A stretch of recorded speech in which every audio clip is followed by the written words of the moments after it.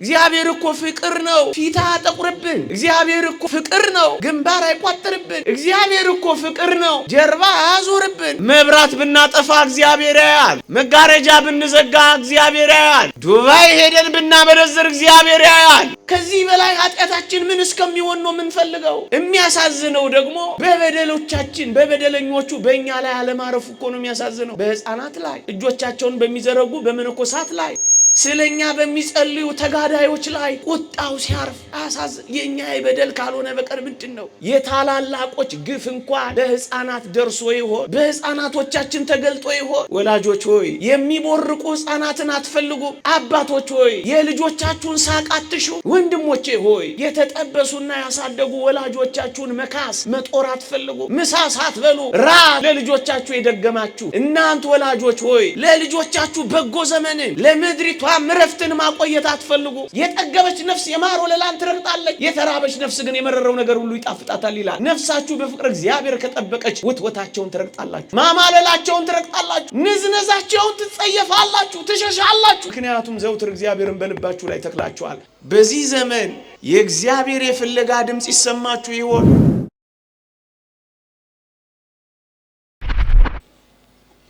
ትምህርቴን የምጀምረው በአንድ ገዳም የሚታወቅ ታሪክ በማስቀደም ነው። አባ መቃርስ በሚገኝበት ገዳም ከዕለታት አንዲት ቀን እንዲህ ሆነ። አንድ መነኮስ አንድ ክርስቲያናዊ ሰው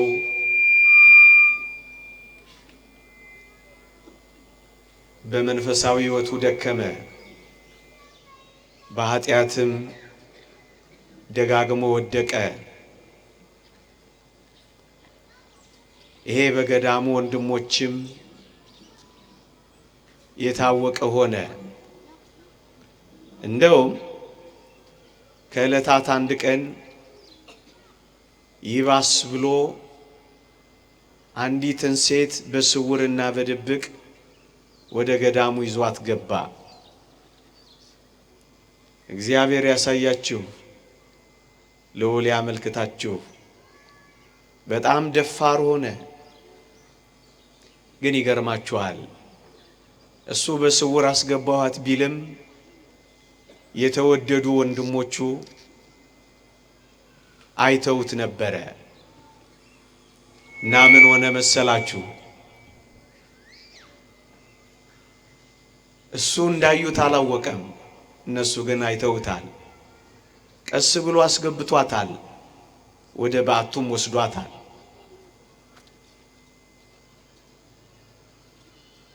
እጅግ ደንግጠው መደፋፈሩም ገርሟቸው እየበረሩ ሄዱና አባ መቃርስን እንዲህ አሉት፣ አባታችን ዛሬ ደግሞ ይባስ ብሎ ሴቲቱን እኮ ገዳም ድረስ ይዟት መጣ አሉት። አባ መቃርስም ደነገጠ። እንደዚህ ይደፍራል ብሎ አላሰብም። ግን የዚህን ምስኪን ነፍስ ማዳን ስለፈለገ አይ ልጄ አያደርገውም አላቸው። ቢደክምማ ገዳሙ ድረስ ይዟት አይመጣም አላቸው።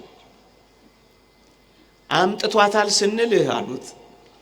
አያደርገውም አላቸው። ከፈለክማ ና እጅ ከፍንጅ ይዘን እናሳየህ አሉት። እሺ ያሳዩኝ አላቸው። ወገኖቼ እነዚህ ደቀ መዛሙርት ከፊት ከፊት፣ አባ መቃርስ ከኋላ ከኋላ ወደዚያች ወደ ደከመች ነፍስ ጉዞ ጀመሩ። ግን አጓጓዛቸው የተለያየ ነበረ። ወንድሞቹ እነዚያ ወዳጆቹ ጓደኞቹ እጅ ከፍንጅ ሊይዙት፣ ጉዱን ሊያፈሉት፣ ምስጢሩን ሊገልጡበት ነበር የፈለጉት። አባ መቃርስ ግን ይህችን ነፍስ የሚፈልጋት በልዩ ሁኔታ ነበረ እና ምን እንዳደረገ ታውቃላችሁ?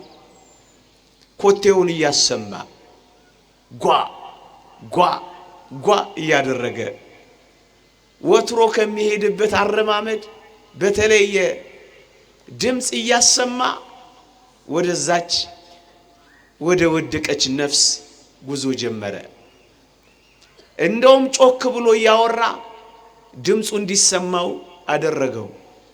ወገኖቼ እነዚያኞቹ ግን መሰስ ብለው ኮቴያቸውን አጥፍተው ያዝ ሊያረጉት እነሱ ጉዞ ጀመሩ። አባ መቃርስ ግን እንዲዘጋጅ እየመጡ እንደሆነ እንዲያውቅ ጮክ ብሎ ያወራ ወደዛች ነፍስ ወዳለችባት ባዕት ገሰገሰ። ወገኖቼ የአባ መቃርስና የሌሎቹ ጉዞ በጣም የተለየ ነው። እነዛ ቅድም እንዳልኳችሁ እጅ ከፍንጅ ይዘው ለማዋረድ ነው፣ እውነተኛነታቸውን ለማስመስከር ነው፣ ሊገልጡት ወደው ነው። አባ መቃርስ ግን ለጊዜውም ቢሆን ቀስ ብሎ ነፍሱን ሊያድነው ለመሸፈን ነው ጉዞ የጀመረው። ወገኖቼ ይሄ የአባ መቃርስ ኮቴ አንድ ኮቴ ያሰማናል። ይሄ ኮቴ ምን ይመስላችኋል? እግዚአብሔር በገነት መካከል አዳምን የፈለገበት ኮቴ እኮ ነው። ይሄ ኮቴ ሊቃውንት ይሄንን የእግዚአብሔርን የፍለጋ መንገድ ይሉታል፣ ዴሬክ ያህዌ ይሉታል። እግዚአብሔር ሰዎች ቢወድቁ ያልተዋቸው፣ እንደ ጠፉ ይመለሱ፣ እንደ ወጡ ይግቡ፣ እንደ ሄዱ ይቅበዝበዙ ሳይል ኮቴ ያሰማ ሰውን የፈለገበት ድምጽ ነበረ የአባ መቃርስ የጉዞ ድምጽ።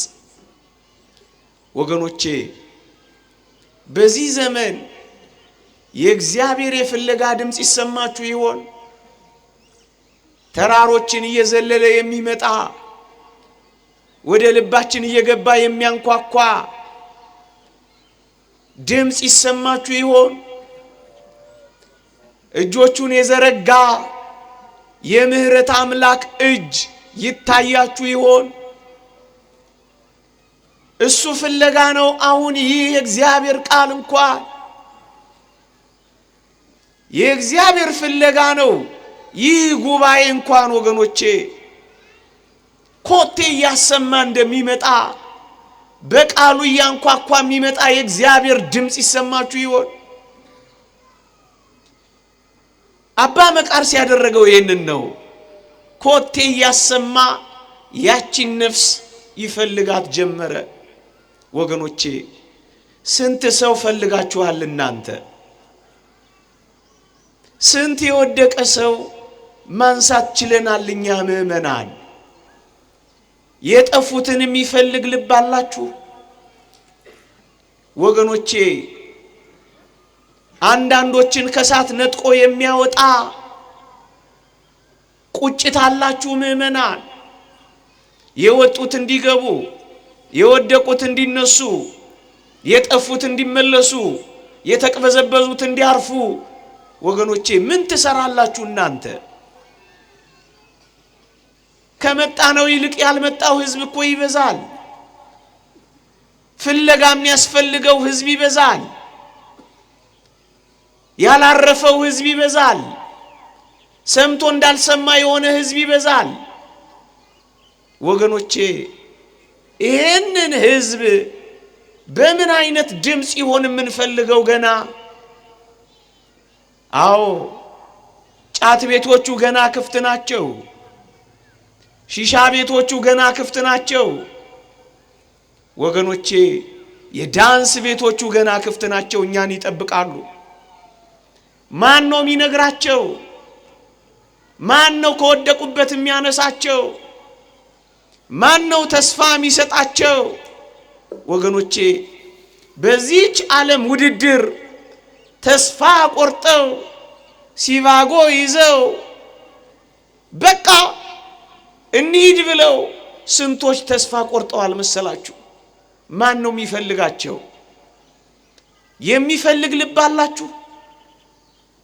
እልህ የሚይዘው የሚቆጭ ቅናት አላችሁ? መፈለግ ጀምራችኋል? ወገኖቼ አባ መቃርስ ያደረገው ፍለጋ ይሄ እኮ ነው። ስንቶችን መልሰናል። መጣ ሄደ ይቆጨናል፣ ገባ ወጣ ይነደናል፣ ቆረበ አፈረሰ ያስጨንቀናል፣ ተሰበከ አልተሰበከ ጉዳያችን ነው። ወገኖቼ ፍለጋ አለ ወይ? ለዚህ እኮ ነው መኃልየ መኃልይ ሰሎሞን ምዕራፍ 7 ቁጥር 12 ውዴ ሆይና ወደ መስክም እንውጣ ማልደንም እንሂድ ወይናችን አብቦ ሮማኑ ማንጀርጎ እንደሆነ እንይ ውዴን በዚያ እሰጥሃለሁና ይላል። ና እንውጣ ወገኖቼ። ለማዳንም ይወጣል። ማዕተብ ይዘው ክርስቲያን መሆን የሚፈልጉ ብዙ እኮ ናቸው። ከተሞች በጉባኤ ይጨናነቃሉ። ጥልቅ የሆኑ ገጠር ውስጥ ግን ሰዎች እግዚአብሔርን እየፈለጉ የሚሰብካቸው አጥተው ይንከራተታሉ። መቃብርህን ማን ይሸከማል ሲሏቸው ሃይማኖት ይቀይራሉ። አባ ከናሚላቸው በስብከት የሚጎበኛቸው በወንጌል የሚያጽናናቸው ከውድቀታቸው የሚያነሳቸው ይፈልጋሉ። ምእመናን ወጣ ትላላችሁ፣ ሰንበት ተማሪዎች ወጣ ትላላችሁ፣ አገልጋይ አባቶቼ ወጣ ትላላችሁ። ሰው ደክሞታል፣ ሰው ተስፋ ቆርጧል፣ ሰው ጭርምት ክርምት ብሏል፣ ሐዘን ገብቶታል፣ ሆድ ብሶታል፣ መውጫ መግቢያ አጥቷል። ማን ያውጣው? እመኑኝ ከዛሬው ደግሞ የነገው ደግሞ ይብሳል። የሚታደገው እጅ ከእፍረት ወደ ክብር የሚመልሰው ክንድ ይፈልጋል። አባ መቃርስ ያደረገው ይሄንን ነው ወገኖቼ። እስኪ ቢያንስ አንድ ሰው እንኳን የሚያነሳ ልብ ይኑረን፣ የሚመልስ ቅናት ይኑረን፣ የሚቆጭ ህሊና ይኑረን። እንደዚህ ነው ያደረገው። ኮቴውን እያሰማ ሄደ። ያ ሰው የወደቀው የአባ መቃርስን ኮቴ ሲሰማው ምን እንዳደረገ ታውቃላችሁ? ሴቲቱን ወሰዳትና አንድ በርሜል ነበረ፣ እዛ በርሜል ውስጥ ደበቃትና ከላይ ሰሌን አደረገባትና ምንም እንዳልተፈጠረ ታጥቦ ታጥኖ ታላቁን አባት ጠበቀ። ወገኖቼ ደበቃት እኮ ነው የምላችሁ። ምንም እንዳልሰራ ሰወራት። ልክ እንደዚህ ያደረገ ጊዜ በሩን ከፍተው ቀስ ብለው ያዝንህ ሊሉት ነበር እነሱ። እሱ ግን ቀድሞ የአባ መቃርስን ኮቴ ሰምቶ ደበቃት። በሞቴ ይህን ታላቅ የበቃ ሰው እዩት። በቀጥታ ሄደላችሁና በሩ ሲከፈት ሴትየዋ የተደበቀችበት ዕቃ ላይ በርሜል ላይ ቁጭ አለላችሁ። አባ መቃርስ ተቀመጠ። ሌሎቹስ በሉ ፈልጉ አላቸው። ፍለጋ ገቡ። መቼም የመነኩሴ በዓት ነው፣ ቤት ነው፣ ምንም ዕቃ ይበዛው። አየት አየት ሲያደርጉ ሴቲቱ የለችም። ወገኖቼ ደነገጡ። መጀመሪያ የደነገጠው ያ ምስኪን መነኮስ ነበር። አሁን ግን የደነገጡት እነሱ ሆኑ። ወገኖቼ እንዴት እንደደበቃት ተመልከቱ። እዩ ይሄ ወንድም ደበቃት። እግዚአብሔር ማያይ መስሎታል፣ ሰወራት። ወገኖቼ እንዲህ አይነት መደበቅ አያሳዝንም? እንኳን በእግዚአብሔር ፊት በአባ መቃርስ ፊት ያልተደበቀ ማንነት አያችሁ ወገኖቼ። ሰወራት፣ ደበቃት። አቤት በእግዚአብሔር ፊት እንዲመደበቅ ይቻል ይሆን ምእመናን? በእግዚአብሔር ፊት እንዲመሰዋወር ይቻል ይሆን? በፊቱ ሁሉ የተራቆቱና የተገለጠ በሆነ በእግዚአብሔር ፊት ማን ይደበቃል ወገኖቼ? ማን ይሰወራል? ኃጢአት ሲበዛ እንዲህ ነው። የሚታወቀውን እንኳን ሁሉ ነው የሚያጠፋው። ሁሉ በሱ ፊት የተራቆተና የተገለጠ እኮ ነው። ምን አድርጓት ሊሰውራት ነው ወገኖቼ? ስንት ጊዜ እንዲህ ተደባብቀናል ወገኖቼ? ስንት ጊዜ እንዲህ ተሰዋውረናል? እግዚአብሔር አይን ለመሰወር ይሞከራል። እንዴት ያሳፍራል ወገኖቼ! ምእመናን በእግዚአብሔር አይኖች ፊት የተገለጠውን ብንሰውረው ምን ጥቅም አለን ወገኖቼ? በአይኖቹ ፊት ለመሰወር መሞከር እንዴት ያሳዝናል! ከፊትህ ወዴት እሸሻለሁ የሚለው ቃል እንዴት በጆሮአችን ሊያስተጋባ ይገባ! ሰወራት ግን እግዚአብሔር ያያል። ምእመናን ባርኔጣ ብንደፋ እግዚአብሔር ያያል። መነጽር ብንሰካ እግዚአብሔር ያያል። መብራት ብናጠፋ እግዚአብሔር ያያል። መጋረጃ ብንዘጋ እግዚአብሔር ያያል። ጺም ብናሳድግ እግዚአብሔር ያያል። መኪናችንን በጥቁር ስቲከር ለጥፈን ኃጢአት ብንሰራ እግዚአብሔር ያያል። ዱባይ ሄደን ብናመነዝር እግዚአብሔር ያያል። የእግዚአብሔር አይኖች በሁሉ ዘንድ የተገለጡ አይደሉምን? ማን ከእግዚአብሔር ፊት መሰወር ይችላል ወገኖቼ? እንዴት ምስኪን ነፍስ ናት እቺ ነፍስ በእግዚአብሔር ፊት ለመደባበቅ የምትሞክር ነፍስ። ሕፃናትን ጠይቃችኋቸው። እኔ ሕፃን ልጅ ያለች ተደበቂ ተደበቂ ስንላት ምን እንደምታርግ ታውቃላችሁ? ሁለት አይኖቿን በሁለት እጆቿ ትሸፍንና እፊታችን ትቆማለች። በሷ ቤት ምን ማረጓ ነው? አታሳዝንም? እንደ ጅብራ ፊታችን ተገትራ በሷ ቤት መደበቋ እኮ ነው። እንዲህ አይነት መደባበቅ አያሳዝንም? ምእመናን እንዲህ አይነት መደባበቅ አይቀርም። ሁሉን በሚያዩ ምንም በማይሰወራቸው አይኖች ፊት እስከ መቼ ተሰወረን እንደሆነ እናስባለን። እግዚአብሔር የማያየው አለ? በሞቴ እንኳን በእግዚአብሔር ፊት እመኖኝ በዚህ ኢንሳ በሚባለው የደህንነት መስሪያ ቤት ፊት እንኳን እኛ እንታያለን። ላስፈራራችሁ ፈልጌ አይደለም። በናሳ የሳተላይት ምርምሮች ውስጥ እቺ ምድር ግልጥ ያለች ናት፣ ያዩዋታል። እንኳን በእግዚአብሔር ፊት ወገኖቼ በካሜራ እይታ ውስጥ ኖት ይሎት የለ። እንኳን በእግዚአብሔር አይኖች ፊት በካሜራ እይታ ውስጥ አይደለን ሁላችን። አሁን እግዚአብሔር እንደማያየን ይሰማናል። ከማን ይሰወራል ወገኖቼ? እቺ ምስኪን ነፍስ የጓደኞቹን አይን ነው የፈራችው። እስመ አይነ ሰብ ያፈርሆሙ ወኢያእምሩ ከመ አይነ እግዚአብሔር ያፈር ማእላፍ ፀሐይ። የሰው አይን ያስፈራቸዋል ከአእላፋት ፀሐያት በላይ የእግዚአብሔር አይን ግን አላስፈራቸው ብሏል። አሁን የሚያስፈራን የሰው አይን ሆኗል ወገኖቼ። ሰው አየን አላየን ብቻ ሆኗል ቋንቋችን። እግዚአብሔር ግን እንዴት እንዳየን ተመልከቱ። እንኳን የላያችንን የውስጣችንን፣ እንኳን የውስጣችንን የደማችንን፣ እንኳን የደማችንን የአጥንታችንን እንኳን እግዚአብሔር ያያል። እግዚአብሔር ያያል። ልቦናችሁን ከፍ ከፍ አድርጉት የሚለው እኮ ለዚህ ያያል እግዚአብሔር። ሁላችንም እንታያለን። ይሄ ምስኪን በኃጢአት የደከመች ነፍስ ተመልከቷት። በሷ ቤት መሰወሯ ነው። ሰወረው፣ ኃጢአቱን ሰወረው፣ በደሉን ከደነው።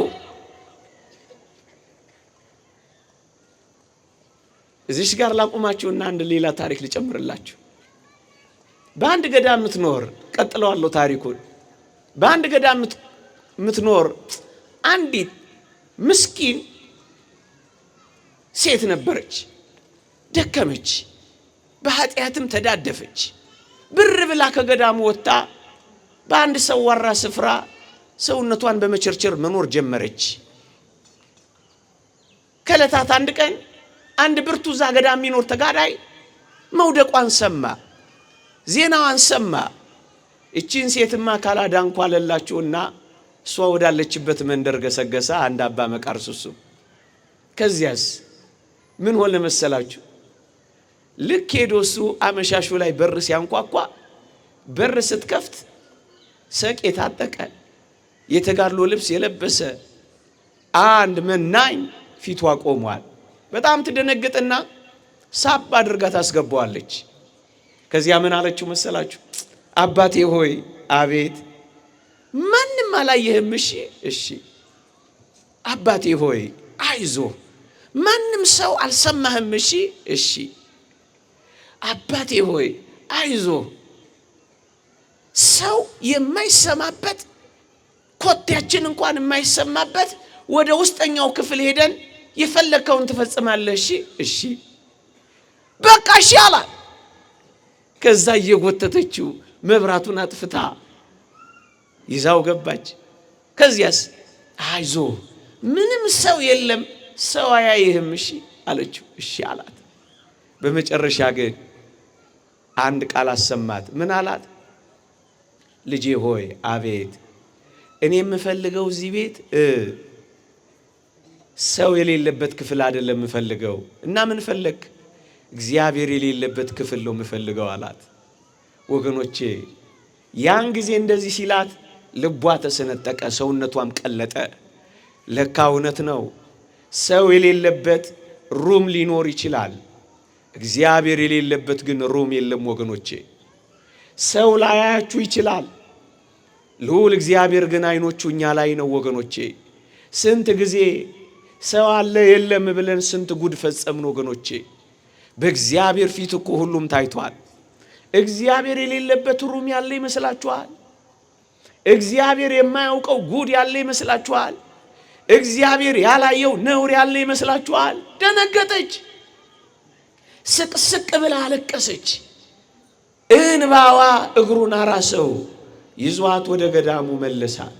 ወገኖቼ አባ መቃርስም እንዲህ ነው የሆነው። ሰወራት፣ ያ ሰው ደበቃት። አባ መቃርስ ምን እንዳለ ታውቃላችሁ? በሉ ፈልጓታል። ሲፈልጓት ሲፈልጓት ሲፈልጓት አጧት። ከዛ አባ መቃርስ እንዲህ አለ፣ እንዲህ አለው፣ እናንተ ልጆቼ አያችሁ ምንም ሴት የለችም። ከዛሬ ጀምሮ ሳታዩ እንዳታወሩ በሉጡ አለና ሸኛቸው። እነሱ ኩስ ምን ብለው አይተዋል ባይናቸው። ምን ውስጥ እንደከተታት ግራ ገብቷቸዋል። አባ መቃርስ የገዳሙ አበምኔት ነው። እንዴት ተነስ ይበሉት? አፍረዋል። ከዛስ ቀስ እያሉ ቀስ እያሉ ቀስ እያሉ ሹልክ ሹልክ ሹልክ እያሉ ሄዱ። ከዛ አባ መቃርስ አንድ አስደናቂ ቃል ነገረው። ምን አለው? ልጄ ሆይ አለው፣ ወደ በርሜሉ እያመለከተው፣ ኃጢአትህን አንተ ብትገልጠው እግዚአብሔር ይሰውርልሃል አለው። ኃጢአትህን ግን አንተ ብትሰውረው እግዚአብሔር ይገልጥብሃል አለው። ያን ጊዜ ያቺ ነፍስ ከሰው አይን ሰውሮት ለንስሐ እንዳበቃው ገብቶት ስቅስቅ ብሎ አለቀሰ። ሴትዮይቱንም ይዞ ወደ ንስሐ ተመለሰ። ወገኖቼ እኔ በጣም የሚመስጠኝ ቃል ኃጢአትህን አንተ ብትሰውረው እግዚአብሔር ይገልጥብሃል፣ ኃጢአትህን ግን አንተ ብትገልጠው ለእግዚአብሔር ብታቀርበው በንስሐ ሕይወት ብትመልሰው እግዚአብሔር ይሰውርልሃል አለው። ወገኖቼ ያን ጊዜ ነው የዚህም መናኒ ልብ የቀለጠው። እውነት ነው ወገኖቼ፣ የእግዚአብሔር ቃል ግልጽ ነው። ኃጢአቱን የሚሰውር አይለማም፣ የሚተዋትና የሚናዘዝባት ግን ምሕረትን ያገኛል ይላል። ስንት ዘመን ሰወር ነው ወገኖቼ። አሁን እንኳን ምንም እንዳልሆነ ሁሉ በዚህ መካከል እንደ ዮናስ ቁጭ ያልን ስንት ሰዎች ነን ሰውረን። እስከ መቼ ነው በእግዚአብሔር ፊት የማንገልጠው? ወገኖቼ እኛ በእግዚአብሔር ፊት ኃጢአታችንን ብንናዘዘው እኛ በእግዚአብሔር ፊት ኃጢአታችንን እኮ ብንገልጠው እመኖኝ እግዚአብሔር እኮ ይሰውርልናል። እግዚአብሔር እኮ ፍቅር ነው፣ ይተውልናል። ከየት መጣችሁ አይለንም፣ እግዚአብሔር ይቀበለናል። ወገኖቼ ሳትሰውሩ በዝርዝር ሳትፈሩ እንደ ባልንጀራ እግዚአብሔርን ካወራችሁት እግዚአብሔር እኮ ይቅር ይላል። እግዚአብሔር እኮ ፍቅር ነው፣ ፊት አያጠቁርብን። እግዚአብሔር እኮ ፍቅር ነው፣ ግንባር አይቋጥርብን። እግዚአብሔር እኮ ፍቅር ነው፣ ጀርባ አያዞርብን። እግዚአብሔር እኮ ፍቅር ነው፣ ሻካራ ቃል አይናገረን። ታዲያ እስከ መቼ ነው የምንሰውረው ወገኖቼ? እስከ መቼ ነው የምንደባበቀው? እስከ መቼ ነው ሳንገላለጥ የምንቆየው? ወገኖቼ ዳዊትን እግዚአብሔር ያለውን አታስታውሱ? ዳዊትን እኮ እንዲህ ነበር ያለው፣ ዳዊት ሆይ አንተ በስውር አድርገኸዋል፣ እኔ ግን ይህን በእስራኤል ሁሉ ፊትና በፀሐይ ፊት አደርገዋለሁ አለው። ወገኖቼ እግዚአብሔርን በስውር ካላናገር ነው እግዚአብሔር በአደባባይ እስኪገልጠው ነው የምንጠብቀው። ወገኖቼ ምናልባት እንደ ሀገርም እንደ ቤተ ክርስቲያንም እንደ ግለሰብም እንደ ማህበርም የደረሰብን ይሄ መዋረድ በአደባባይ እግዚአብሔር ኃጢአታችንን እየገለጠው ይሆን ብዬ አስባለሁ። በአደባባይ አልተገለጥንም፣ በዓለም ፊት አልታየንም። ከኛ በላይ የተዋረደ አለ በዚህ ዘመን። እንደ ሀገር እንደ ኢትዮጵያ የተወሳሰበባት ዘመን ያለች በምድራችን ላይ ትኖር ይሆን? ክርስቲያኖች ይሰማችሁ ይሆን? ይሄ ተዋርደናል እኮ። ለጋሶቹ ለማኝ ሆነናል። የምንታፈር የነበረው ተደፍረናል።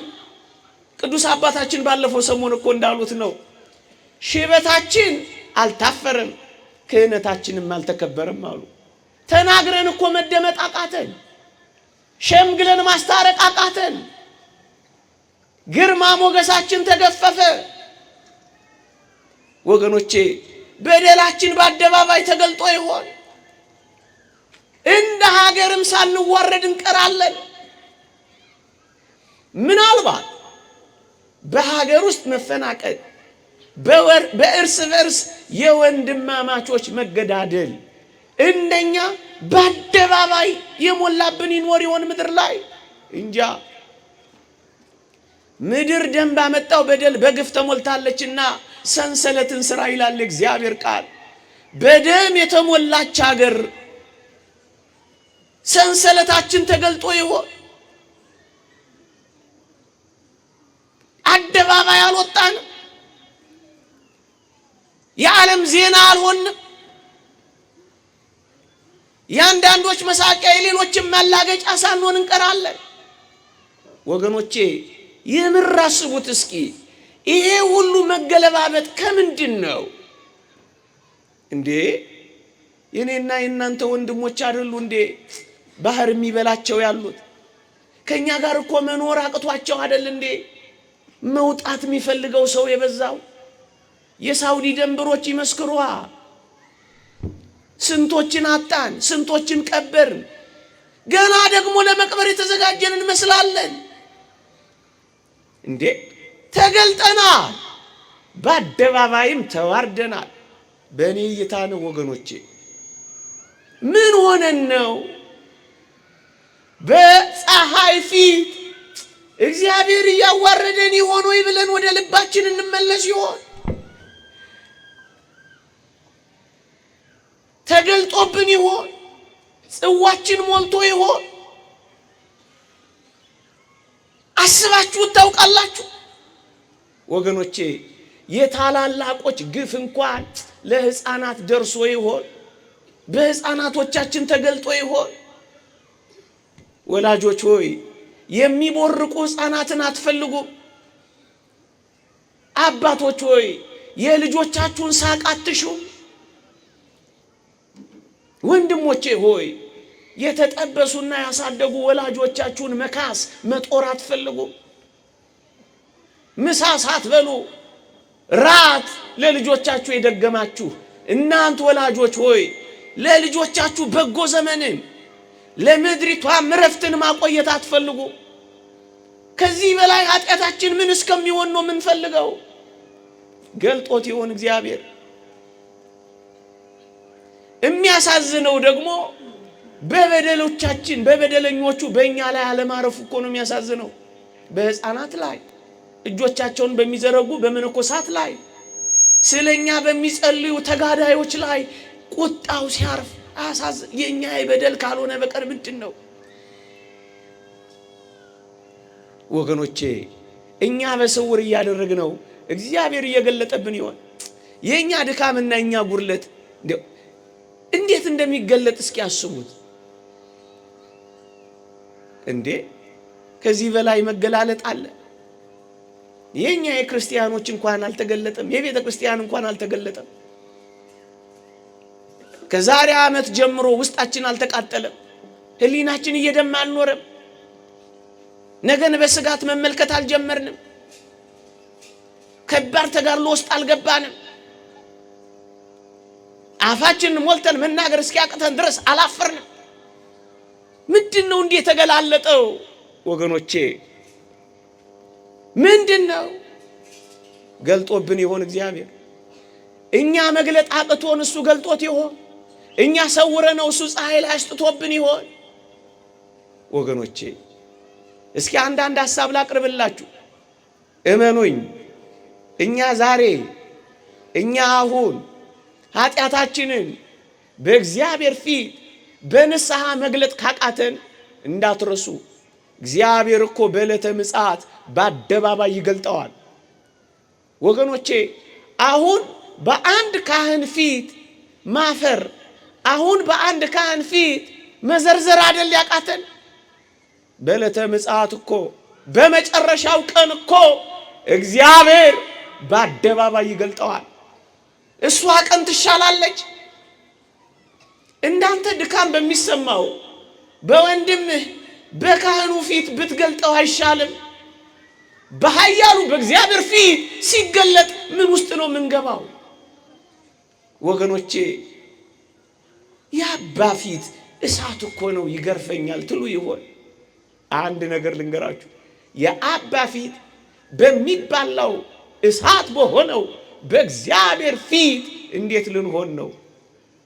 በአባ ፊት አይሻለንም በእግዚአብሔር ፊት ከመቆም? ወገኖቼ እንዴት የአባ ፊት ይመረኛል? እንዴት ይመራል ካላችሁ ከገሃነመ እሳት ምሬት ይበልጣል ወገኖቼ። በላይ በአደባባይ በምትወዷት በእመቤታችን በምታከብሩት በቅዱስ ሚካኤል ፊት ከሚገለጥ በአንድ ወንድማችሁ በካህኑ ፊት ቢገለጥ አይሻልም? ዛሬ ወገኖቼ አሁን የኋላው ከባድ ነው። እኔ በፀሐይ ፊት ገልጠዋለሁ። ጠብቆ ማዋረዱ አይቀርም። እመኑኝ ቅጣት ሳታመጣ የምታልፍ ኃጢአት የለችም። ቅጣት አለባት። ቅጣቷን ነው የምንጠብቀው። ምህረቱን በንስሐ ብንናፍቅ አይሻልም? አሁን ብንገልጠው ምህረት ማግኘታችን አይቀርም። ለኋላ ሰውረን ብናስቀምጠው ከቅጣቱ ጋር መገናኘታችን እኮ አይቀርም። ምናል አሁን እነሆ የተወደደ ሰዓት አሁን ነው። እነሆ የመዳንም ቀን ዛሬ ነው። በተወደደ ሰዓት ሰምቻለሁ፣ በማዳኔም ቀን ረድቻለሁ ነው የሚለው። በኋላ አይደለም አሁን ነው። ነገ አይደለም ዛሬ ነው። ዛሬ ምዕመናን ስለ ነነዌ ይሰበካል፣ ስለ ዮናስ ይሰበካል፣ ስለ መመለስ ይሰበካል። መቼ ነው ጨክነን ለመመለስ ለመገላለጥ የምንሞክረው? እንዲህ ያሉ ጉባኤያት ይሄን ፍሬ ካላፈሩ ምንድነው ትርፋችን? እስኪ ልጠይቃችሁ። አንድ ቁስል ሲገላለጥ ነው ሲሸፋፈን ነው ሊድን የሚችለው? ሲገላለጥ አይደለም? ንፋስ ሲያገኘው አይደለም? ልክ እንደሱ እኮ ነው። ከገለጥነው ነው ሚድነው። ከሸፋፈንነውማ ያመረቅዛል። ወገኖቼ ሸፍነን ምን እንዳመረቀዛ አላያችሁም? የዛሬ ዓመት አባቶቻችን ይላሉ ጽኑ የሥነ ምግባር ጉድለት የሃይማኖት ክህደት ያመጣል ይላሉ። ሲከማች መረቀዘና ሽታው እንኳን አይሰማችሁ። ሸተተን እኮ እመኑኝ፣ መግቢያ መውጫ እስኪያሳጣን ድረስ አመርቅዟል። አሁን በእኛም ቤት በሌሎችም ቤት ይሄ ሁሉ የፈነዳዳው እኮ እሱ ነው። ምክንያቱም ሸፋፈነዋ፣ ማናፈስ አቃተና፣ መገላለጥ ተውና፣ አመረቀዛ። ወገኖቼ ጋንግሪን እስኪሆን ነው የምትጠብቁት? እማይድን እስኪሆን ነው የምትጠብቁት? ሃይማኖት እስኪያቀየራችሁ ነው የምትጠብቁት? ከሃይማኖቴ በላይ ብሔሬ እስክትሉ ነው የምትጠብቁት? እስከ መቼ ነው የምትጠብቁት? እስኪ ገለባበጥ ነው የምትጠብቁት? ባህር ውስጥ እስክንጣል ነው የምትጠብቁት? አፍንጫችሁ ስር እስኪመጣ ነው የምትጠብቁት? ከዚህ በላይ ምን አለ? የሌሎቹ ህመም የኛ ነው። የሌሎቹ ስቃይ የኛም ነው። የሌሎቹ መፈናቀል የኛም ነው። የሌሎቹ ማጣት የኛም ነው። የሌሎቹ ደም የኛም ነው እኮ ምዕመና። እነሱ እኛም እነሱ እኮ ነን። ግለጡት እንጂ ጋንግሪን ሆኖ ሳያስቆርጠን ቶሎ ተገላለጡ እንጂ ምዕመና። እስከ መቼ ነው በነጠላ? እስከ መቼ ነው በጉባኤ ብቻ ገለጥለጥ ማድረግ ነው? ሰውረን እስከ መቼ ወገኖቼ? ሊቁ ዮሐንስ አፈወርቅ እንዲህ ይላል፣ በረከቱ ይደርብንና። እየሰማችሁኝ ነው? ወደ ሐኪም ቤት ሄደ ቁስልህን ለዶክተሩ ስታሳይ ቁስሎችህን በዶክተሩ ፊት እንደምትገልጠው አሁንም ናና በነፍስ ሐኪምህ በካህኑ ፊት የነፍስ ቁስልህን ግለጠው ይላል። እዚህ ነው የሚገለጠው። እዛ ትገላለጡ የለ፣ እዛ ሰርጀሪ ትሰሩ የለ፣ እዚያ ሳታፍሩ ታውልቆ የለ፣ እዛ እርቃናችሁን ትሆኑ የለ። ወገኖቼ ያውም ብዙዎች ሆነው ከበዋችሁ ያክሟችሁ የለ። ምን ነው ይሄን የነፍስ ደዌ ችላለው? ህመሙ አልተሰማን ይሆን? ማመርቀዙ አልታወቀን ይሆን? ሊገለን አንድ ሐሙስ እንደቀረው አልገባን ይሆን? ወገኖቼ ለዶክተሩ እንደምትገልጡት ግለጡት ይላላ። ግለጡት እንጂ በእግዚአብሔር ፊት ተራቆቱ እንጂ። ለእግዚአብሔር ተናዘዝ ለእርሱም ክብር ስጥ ለእኔም ንገረኝ እንዳለው ለእግዚአብሔር ክብር እንስጥ፣ ለእርሱም እንናዘዝ፣ ለካህናትም እንንገር።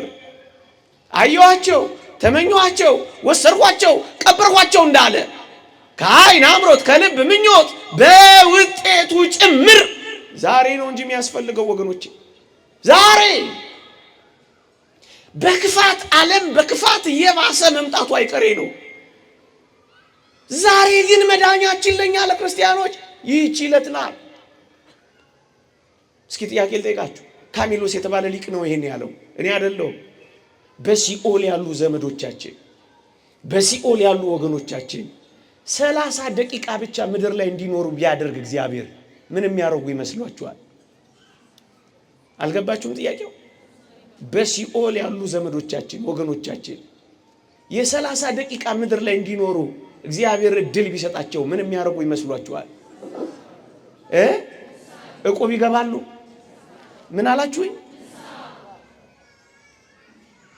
እድር ይገባሉ? ምንድን አልሰማሁት? ኮንዶሚኒየም ይቆጥባሉ?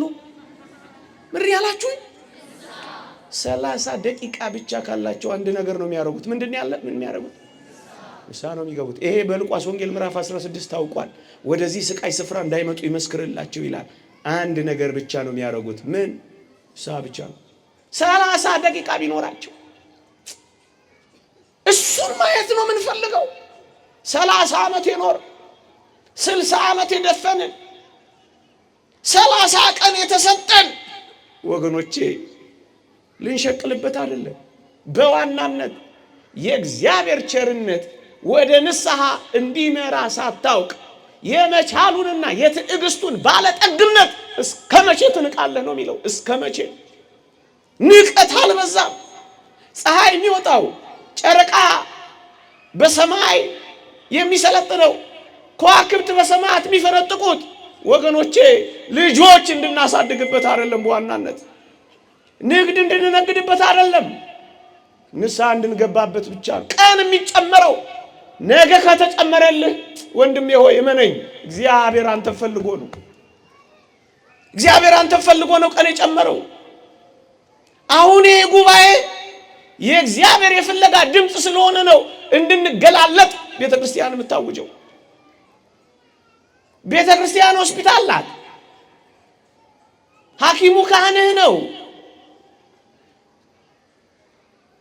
ጉልኮሱ ቁርባንህ ነው። ቀኖና ማዘዣው ነው።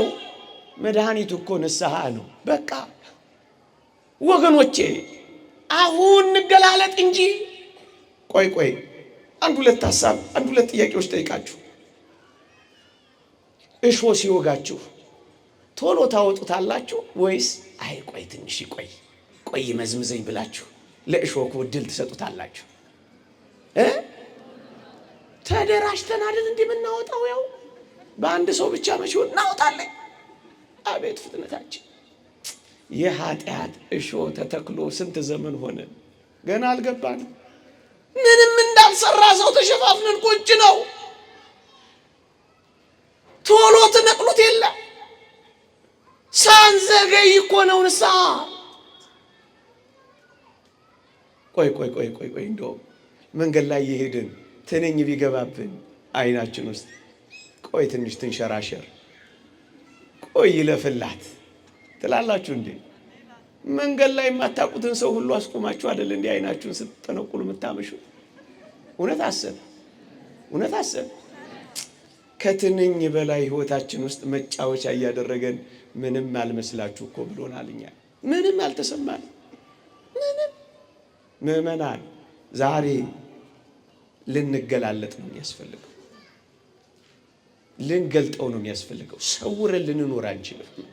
ዮናስ በውስጠኛው ክፍል ሰውሮ የሆነውን ሰሞኑን አባቶቻችን ነግረዋችሁ የለ? እንደዛ እኮ ነው የሚሆነው ወገኖቼ። ለዚህ ነው እንድንገላለጥ የሚያስፈልገው። ግለጡት፣ የተሰወረውን ግለጡት፣ የተደበቀውን አውጡት፣ የውስጣችሁን ተናዘዙት። ግለጡት።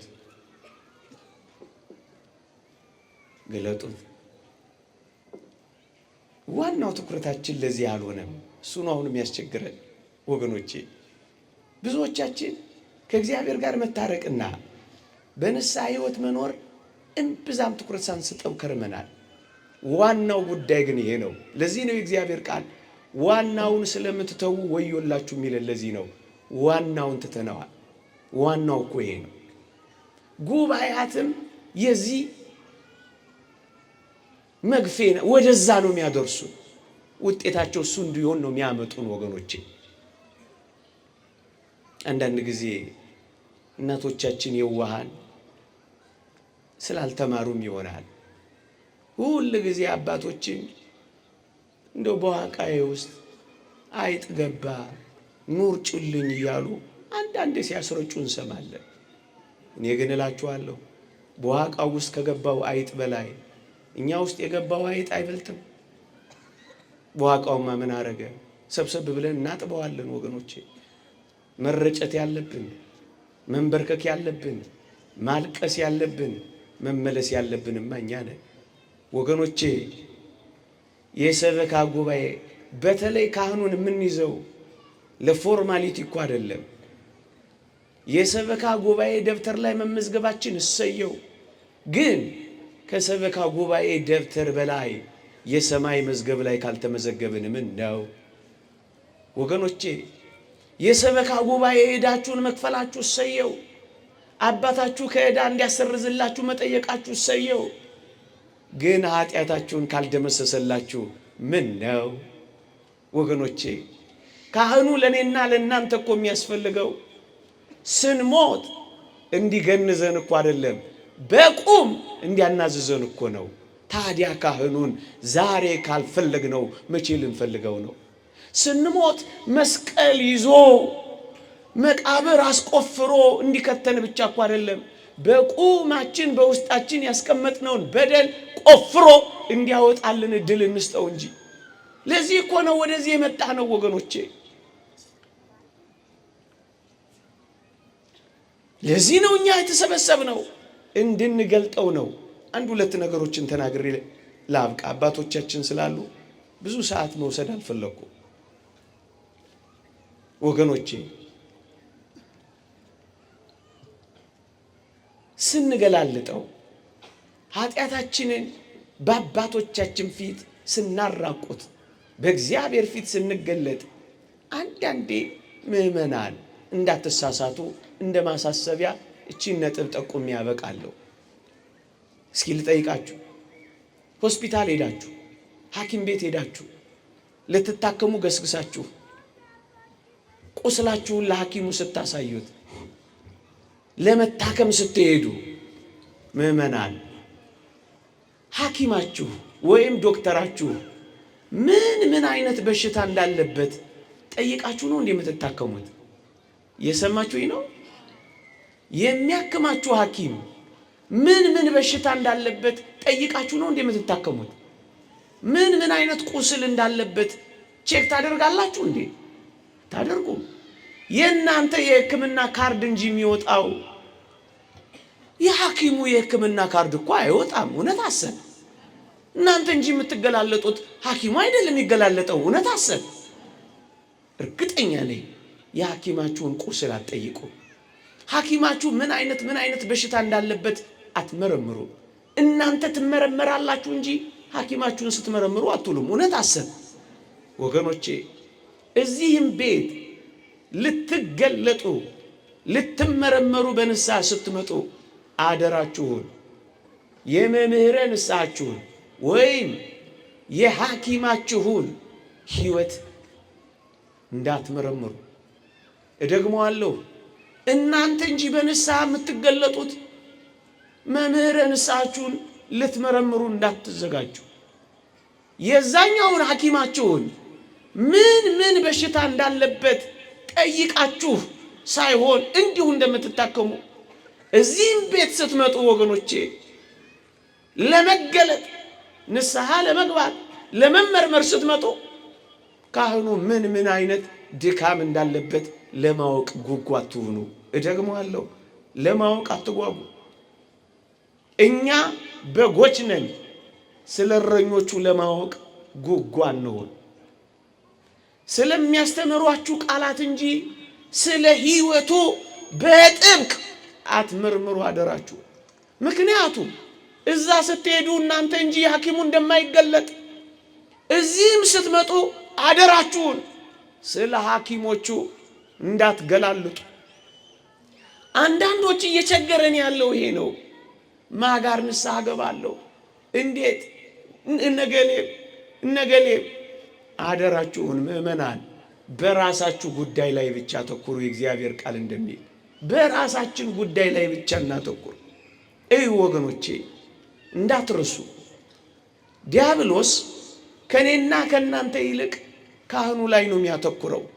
እደግመዋለሁ፣ ከኔና ከናንተ ይልቅ ውጊያውን ብርቱ የሚያደርገው መምህረ ንስሐችን ላይ ነው። ለምን ይመስላችኋል? እረኛውን መምታት መንጋውን መምታት እንደሆነ ስለሚያውቅ አተኩሮ የሚሰራው እረኛውን መጣል ላይ ነው።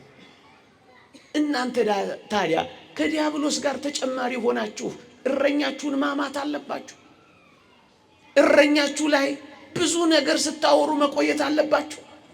አዎ ይሄ ከኛ የሚገባም አይደለም ወገኖቼ። የኛን ቁስል ብቻ እንመልከት። የእረኛችን የሐኪማችንን ድካምና ጉድለት ሳንጠይቅ ሳንመራመር ልንገላለጥ ይገባል። እዩ አንድ ነገር እንወቅ። የካህኑ ምግባር የካህኑ ድካም ሊያቋርጥ የሚችለው በእግዚአብሔርና በሱ ብቻ መካከል ያለው ግንኙነት እንጂ በእግዚአብሔርና በጸጋው መካከል ያለው ግንኙነት መቼም አይቋረጥም። እየሰማችሁኝ ነው? በእግዚአብሔርና በቤተ ክርስቲያን በሚሰጡ ጸጋዎች መካከል እግዚአብሔር መቼም አይቋረጥም። እሳቱ ዘወትር ይነዳል ይላል እግዚአብሔር ቃል። እስከ ዓለም ፍጻሜ አልለያችሁም ብሎ ቃል ኪዳን ገብቶልናል።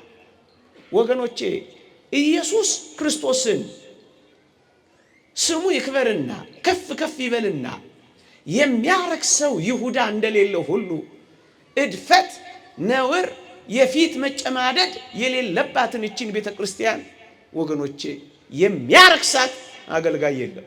እየሰማችሁኝ ነው? ማንም የለም።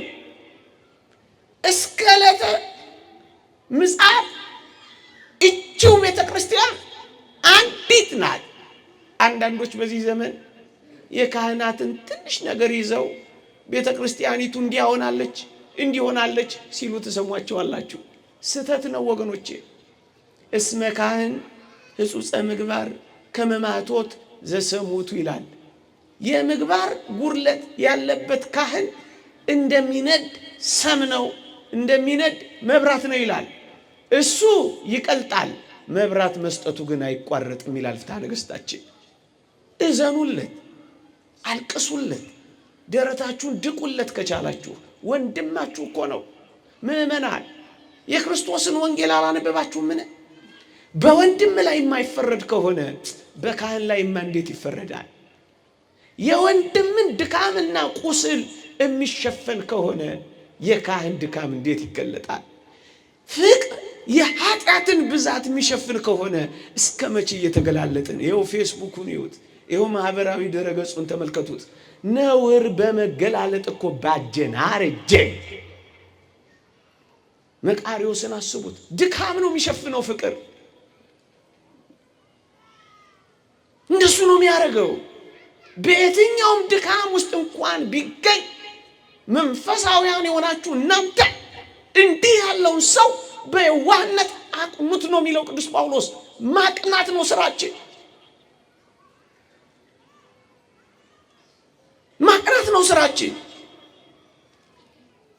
ታስታውሱ የለ የክብር ባለቤት መድኃኒታችን ኢየሱስ ክርስቶስ እንኳን እንደዚያ መሸቀጫ ባረጓት በዚያች በቀድሞዋ ምኵራብ ቁጭ ብሎ አልተማረምን? ቁጭ ብሎ አልጠየቀምን? ቁጭ ብሎ አልሰማምን? ቤቴ ያላለውምን? ግን ምን እንደነበር ታውቃላችሁ? በጣም ጩልሌ ሞጭላፎ ነጋዴዎች ነው የነበሩባት። በጣም የሚያሳዝን ገበያ አድርገውት ነበር። ታስታውሳላችሁ? ሊቀ ካህናቱም ሕግ ተላልፎ 2 ሊቀ ካህናት በዘመኑ ነበር ፖለቲካዊ ጫና አሳድረውባቸው አንዱ የራሱን ወደ መሾም መጥተው ስርዓቱንም ጥሰው ነበር። ምእመናን መንፈሳዊነት የሌላቸው አገልግሎታቸው ልማድ ብቻ ሆኖ ነበር ይላል ቅዱስ ቄርሎስ። ልማድ ብቻ። እንደውም ካህኑ ዘካርያስ ቃል የሌለው በምልክት ብቻ መናገር የጀመረው ይላል በዚያች የነበረች ምኵራብ አካላዊ ቃልን ስላልተቀበሉ ኢየሱስ ክርስቶስን ስላልተቀበሉ ምልክቱን ብቻ ይዘው ኖሩ። አካሉን አልፈለጉም፣ ጥላውን ብቻ። አፋውያን ናቸው እንጂ ውሳጣውያን መሆን አልቻሉም። ወደ ምስጢሩ መድረስ አልቻሉም። ዝም ብለው ከብት እያንጋጉ ገበያ አድርገውት ነበር ወገኖቼ። እንዲህ በሆነበት በዚያ ዘመን እንኳ ጌታችን ቁጭ ብሎ ተምሯል። ታዲያ ማን አንተ ጥለን የምትሄደው? ማን ነው ታዲያ ዛሬ ቤተ ክርስቲያን እንዲህ ሆናለች ብሎ ጀርባ ሰጥቶ ሊኮበልል የሚችለው? የክብር ባለቤት መድኃኒታችን ኢየሱስ ክርስቶስ ራሱ ቁጭ ብሎ ከተማረ ማን አንተ አልሰማም የምትለው? ደግሞም ጌታችን በቃሉ እኮ ገልጧል። ትታችኋቸው ሂዱ መቻለ። የሚያደርጉትን እያያችሁ አታድርጉ እንጂ ቃላቸውንም ስሟቸው ብሏል። ትቶ መሄድ ማን ያስተማረው? አደራችሁን የትኛውንም ድካም እንኳን ብታዩ ቤተ ክርስቲያን ተትታትሄድም እናንተም ከመገላለጥ አትሰወሩም። ለማዶን ሳም ገባው ይላሉ። ዛሬማ አባገሌ ነው የሚያቆርበው ይሉና መኪናቸውን ተረክ አድርገው የሰውየውን ድካም ስለ ያኔማ የእግዚአብሔር መልአክ ያቆርብሽ ነበር አላወቅሽም እንጂ። ደግሞ አሁን በዚህ ዘመን መመጸዳደቅ አለብን። አንተዋወቅም ሁላችን ወገኖቼ፣ እንተዋወቃለን እኮ በደንብ እንተዋወቃለን። እውነቱን የሚያስተምር ከሆነ ወገኖቼ ስለ ቃላቱ እንጂ ስለ ሕይወቱ አደራችሁን እንዳትከታተሉ ወገኖቼ። እግዚአብሔር በካህኑ አማካኝነት ምንም ነገር ካልሰራ ምንም አይነት ማስተስሪያ ስለሌለን የምስጢራቱ ተካፋይ ለመሆን የግድ ንስሐና ካህን ያስፈልገናል ወገኖቼ። የሚገባቸው ሰዎች እንኳን ባይሆኑ ጨክኜ እናገራለሁ፣ የሚገባቸው ሰዎች እንኳን ባይሆኑ ሕዝቡ ድህነትን እንዲያገኝ እግዚአብሔር በማንም ይሰራል። ላስታውሳችሁ፣ እጅግ ክፉ በሆነው በለዓም እግዚአብሔር አልሰራም? ሰርቷል። ከቶ አላውቃችሁም ባሉት ሰዎች አልሰራም? ሰርቷል። በአህያ እንኳን አልሰራም? ሰርቷል። ስለ ሕዝቡ ድህነት እግዚአብሔር እንደሚሰራ እንዳትረሱ። ስለዚህ ወደ ኋላ መሸሻ አይገባም። ቅዱስ አትናቴዎስ እንደተናገረው ገበሬ በጭቃ እጁ ቢዘራ ስንዴው አልበቅልም ይላል እንዴ? ይላል። ገበሬ እኮ ስንዴ የሚዘራው በጭቃ እጁ ነው። በቃ ግን ይበቅላል። በጎደፈ ሕይወታችን የምንነግራችሁ የእግዚአብሔር ቃል ነው፣ የኛ ቃል አይደለም። የሚናዝዘው የክርስቶስ ስልጣን ነው፣ የካህኑ አይደለም። የሚያነጻው የእግዚአብሔር ኃይል ነው፣ የሰው አይደለም። እግዚአብሔር ይፍታ የሚሉ አይደሉም። ምን ታዲያ ይህ እግዚአብሔር ጸጋ ሕዝቡን ከማዳን ይርቃልን? በፍጹም በፍጹም በፍጹም በፍጹም። ስለዚህ ወገኖቼ እንዲያና እንዲህ በማለት ከእውነተኛው ሕይወት እንዳንርቅ ያስፈልጋል። መገላለጥ፣ ኃጢአታችንን መናዘዝ ያስፈልጋል። ወደ እግዚአብሔር መቅረብ ያስፈልጋል። ዳዊትን ላስታውሳችሁና ላብቃ። ታስታውሳላችሁ? ዳዊትን ሳኦል ንጉሱ አሳደደው፣ መግቢያ መውጫ አሳጣው፣ ጠላት ሆነው። እንደው ዳዊት ወደ ምድረ በዳ ተሰደደ። ንጉሱ ነው የሚያሳድደው እኮ። ዳዊት ምድረ በዳውን ቅድስተ ቅዱሳን እያደረገ በኤዶምያስ ምድረ በዳ፣ በይሁዳ ምድረ በዳ እነዚህ የተደረዙልን መዝሙራት በሙሉ በዚያ በይሁዳ በኤዶምያስ ምድረ በዳም የዘመራቸው ዝማሬዎች ናቸው ወገኖቼ። ፈተናን፣ መከራን፣ መንገጫገጭን አትጥሉት። ብዙ ትምህርት የተሰጠን በመናፍቃን ጥያቄዎች ነው። ቅዱስ ዮሐንስ በፍጥሞ ደሴት ሰማያት ተከፍተው ያየው በግዞት ሄዶ ነው ወገኖቼ። ብዙ ፈተናዎችና መከራዎች የእግዚአብሔር የጸጋ ምንጮች ሊሆኑ እንደሚችሉ እንዳትረሱ፣ አትጥሏቸው እነዚህን ጊዜያት። እንደውም ለመሰባሰብ፣ ለወንጌል፣ ለንስሐ፣ ለጸጸት ወደ እግዚአብሔር እጅን ለመዘርጋት ምርጥ ጊዜያት ስለሆኑ አደራችሁን በጣም አትጥሉት። መንፈሳዊ የሆን ስንመጣ እንደውም የምንወደው ነው እኮ የሚሆነው ወገኖቼ። ዳዊትን አሳደደው። ዳዊትና ሳኦል ግን ምድረ በዳ ላይ ተገናኙ።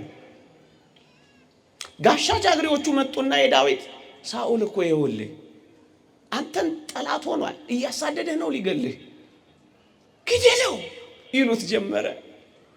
እግዚአብሔር ንቆታል፣ እውነት ነው። ዳዊትን ጠልቶታል፣ እውነት ነው። ክፋት ሰርቷል፣ እውነት ነው። መገደል ሊገባው ይችላል፣ እውነት ነው። ጋሻ ጃግሬዎቹ ዳዊትን ጨቀጨቁት። እንዴት ይደንቃል! ጠላቱ ሆኖ ያሳድደዋል፣ እግዚአብሔር ንቆታል፣ ክፉ መንፈስ ያሰቃየዋል። ዳዊት እጅ ላይ ወድቋል፣ ግደለው አሉት። ወገኖቼ እንዴት ያለ የውጭ ጫና እያረፈበት እንደሆነ ተመልከቱ። ወጣቶች ወይ እንዲህ ባለ ፈተና ጓደኞቻችሁ የሚያዋከቧችሁ ይኖሩ ይሆን? እስከ መቼ ነው ጭርምት ኩርምት ብለሽ የምትቀመጪው? እስከ መቼ ነው ዘና ፈታ ማትዩ? እስከ መቼ ነው ድንግልና የምትየው? እስከ መቼ ነው ክርስትና የምትለው? እስከ መቼ ነው እንደኛ ፈታ ማትለው ይሉ ይሆን? እንደናንተ ቋንቋ፣ እንደ ወጣቶቹ ቋንቋ ብዙ ወጣቶች ከበዋችሁ እትት ነው የሚሉት፣ እትት ነው የምትሉት፣ እትት የሚሏችሁ ጸጉርሽ ወርዶ ይጠቀልላል እንደ ዘንዶ እያሉ የሚሰብኳችሁ እናንተ እህቶቼ የነዚህን ተጽዕኖች ሰምታችሁ ብቸኝነት አጠቃኝ፣ የበታች ሆንኩ፣ የሰው ፍቅር ራቀኝ ብላችሁ አንዱ ጋር ዝም ብላችሁ ድርግም ትላላችሁ። አደራችሁ ዳዊትን ይሁን ጭቅ ሲያረጉት ምን እንዳደረገ ታውቃላችሁ? የእግዚአብሔር ቃል ትዝ አለው። ምን ሚል እንዲህ ሚል እጄን እግዚአብሔር በቀባው ላይ አላነሳም አለ። እንደው መጎናጸፊያውን ሲቀደው የዳዊት ልብ ተቀደደ። ወገኖቼ እንዴት ይደንቃል! ጫፉን ሊነካው አልወደደም። ከጓደኞቹ ውትወታ ይልቅ የእግዚአብሔር ቃል በለጠበት። ወጣቶች ሆይ የትኛውም ሰው ውትወታ፣ የትኛውንም ንዝነዛ እንዳትሰሙ፣ ይልቅስ በልባችሁ የተተከለውን በየዋህነት የእግዚአብሔርን ቃል አኑሩ። የጠገበች ነፍስ የማር ወለላን ትረግጣለች፣ የተራበች ነፍስ ግን የመረረው ነገር ሁሉ ይጣፍጣታል ይላል። ነፍሳችሁ በፍቅር እግዚአብሔር ከጠበቀች ውትወታቸውን ትረግጣላችሁ፣ ማማለላቸውን ትረግጣላችሁ። አዎ ንዝነዛቸውን ትጸየፋላችሁ፣ ትሸሻላችሁ። ምክንያቱም ዘውትር እግዚአብሔርን በልባችሁ ላይ ተክላችኋል፣ በዓይናችሁ ታያላችሁ። ማንም ሁን ዘውትር እግዚአብሔርን በፊታችሁ አድርጉት እንዳለው ዳዊት እንኳን ሊገለው ልብሱን ስለቀደደው ልቡ ተቀደደላችሁ። ፍቅር ማለት እኮ ይሄ። ከዚያስ ሳይነካው ሄደ። እኔ ምን ለማሳየት ፈልጌ መሰላችሁ? ይኸውላችሁ ከመንግስትነት በላይ ክህነት እጅግ በጣም ይከብራል። መንግስትነት እንዲማይነካ ከሆነ ወገኖቼ አቤት ክህነትማ እንዴት ይከብራል፣ እንዴት ከፍ ይላል። ንጉሱን ጫፉን ሳይነካው ልቡ እንዲከደማ ወገኖቼ ካህናትንማ እንዴት አድርገን ጫፋቸውን ልንነካ ይገባል። አያችሁ፣ ለዚህ ነው እኛ ስንገላለጥ በፊታቸው ስንኖር ወገኖቼ የትኛውንም ድካምና ነውር ሳናይ የምንኖረው። ይሄንን ሐሳብ ሳታስቡ አደራችሁን ዛሬ ነገ አይደለም አሁን በእግዚአብሔር ፊት በንስሐ ልንገላለጥ ይገባል። አንድ ጥያቄ ልጠይቃችሁና ላብቅ። ለጌታችን ለመድኃኒታችን ለኢየሱስ ክርስቶስ ስጦታ መስጠት ቢፈቀድላችሁ በዚች ምሽት ለጌታችን ስጦታ መስጠት የምትፈልጉ እስኪ እጃችሁን አውጡልኝ። እቺን ጥያቄ ጠይቄያችሁ አበቃለሁ። አይዟችሁ ብር ስጡ አልላችሁ። ብዙ ሰው ለጌታችን ስጦታ መስጠት የምትፈልጉ እስኪ እጃችሁን አውጡልኝ። አሁን ለዚህም መስበክ ያስፈልጋል። አልጠራውም እኮ አይዟችሁ፣ ምን አቅም አለኝ እናቴ። አይታየኝም። እጃችሁ ከፍ ከፍ አድርጉልኝ። ስጦታ መስጠት ትፈልጋላችሁ? እሺ አንድ ታሪክ ልንገራችሁና ላብቅ። ጄሮም የተባለ የቤተ ክርስቲያናችን ሊቅ ነው። የትንቢተ ኢሳይያስን መጽሐፍ ትርጓሜ ያዘጋጀና በነበረበት ዘመን ለጌታችን ልደት በዓል ስጦታ ሊሰጠው ወደደ። ከዛ ምን ሆነ መሰላችሁ? ሱባኤ ገባ። ከልደት በፊት የጾሙን ወራት በአንድ ዋሻ ውስጥ አሳለፈ። በዋሻ ውስጥ ገብቶ የሚያሳልፈው ለምን መሰላችሁ? ጌታችን ያዘጋጀውን የትንቢተ ኢሳይያስ ትርጓሜ ስጦታ እንዲቀበለው ደጅ ለመጥናት ነበረ። በዋዜማው በገና በዓል ዋዜማ የክብር ባለቤት መድኃኒታችን ኢየሱስ ክርስቶስ ለአባ ጄሮም ተገለጠለት። በጣም ደስ አለው፣ ፈነደቀ። እግዚአብሔር ስዕለቴን ሰምቷል፣ ልመናዬንም አደመጠ ብሎ ደስ አለው። ጌታችንንም እንኳን ደህና መጣ፣ ስጦታዬን ልትቀበለኝ አለው። ጌታችን ግን እንዲህ አለው፣ ልጄ ጄሮም ሆይ ዛሬ ያዘጋጀልኝን ስጦታ አልቀበልህም አለው። እንዴ ዓይኔን አፍስዤበት፣ ጉልበቴን አደንዝዤበት፣ ወገቤን አጉጬበት ጉልበቴን ጨርሼበት ይሄንንማ ልትቀበለኝ ይገባል ጌታ ሆይ አለው። ጌታችንም እውነት ነው ይሄን ሁሉ ደክመሃል፣ ግን እኔ ይሄ ምርጫዬ አይደለም አሁን አለው። ጌታ ሆይ ታዲያ ምን ልስጥህ? ለበዓልህ እኮ ያዘጋጀው ትልቅ ስጦታ ይሄ እኮ ነው አለው። አይ ልጄ ጄሮ ሌላ ስጦታ አዘጋጅልኝ አለው። ፈጠናለና እሺ ዋሻ መግባቴን ውሰድልኝ፣ እሺ በዘመናት ሁሉ አንተን ማገልገሌን ውሰድልኝ፣ እሺ አፌ ኮቸችላ እስኪመስል የጾምኩትን ጾም ውሰድልኝ፣ እሺ የሰገድኩበትን ጉልበቴን ውሰድልኝ፣ እሺ በላብ የተጠመቅኩበትን አገልግሎቴን ውሰድልኝ፣ እሺ ያነጋሁባቸውን ሌሊቶች ውሰድልኝ። ውሰደው አለው። ልጄ ጄሮም ሆይ ዛሬ እነዚህንም ሁሉ አልወስድም ይህን ስጦታ አለው። ተንበርክኮ አለቀሰ። ጌታ ሆይ ከዚህ ውጪ ታዲያ እኔ ምን አለኝ? እባክህ እነዚህን ሁለቱን ውሰድልኝ አለው። የክብር ባለቤት መድኃኒታችን ኢየሱስ ክርስቶስም እንዲህ አለ፣ ልጄ ሆይ ለእኔ በዚህች በዓሌ ታላቅ ስጦታ ትሰጠኝ ዘንድ ትፈልጋለህን አለው። ለዛ መስሎኝ ዋሻ የገባሁት አለው። ጌታችንም እንዲህ አለው፣ ለእኔ ዛሬ ታላቅ ስጦታ መስጠት ከፈለግ ልጄ ሆይ እባክህ ኃጢአትህን ስጠኝ አለው። አባ ጄሮምም ስቅስቅ ብሎ አለቀሰ፣ በጌታችን እግሮች ስር ተደፋ። ወገኖቼ ዛሬ ለዚህ ጉባኤ መጥታችኋል፣ 3 ቀንም አልፏችኋል። ስለ መመለስና ስለ ነነዌ ታሪክ አድመጣችኋል። አንድ ነገር ግን እንድትሰጡ ትለመናላችሁ። ዛሬ ለጌታችን ውድ ስጦታ ለመስጠት እጃችሁን ያወጣችሁ ሁሉ ነገ በማለዳ ለክብር ባለቤት ለመድኃኒታችን ለኢየሱስ ክርስቶስ ኃጢአታችሁን ስጡት፣ ግለጡት። ይቆየን። የእግዚአብሔር ቸርነት፣ የእመቤታችን አማላጅነት፣ የቅዱሳን በረከት ረድኤት አይለየን።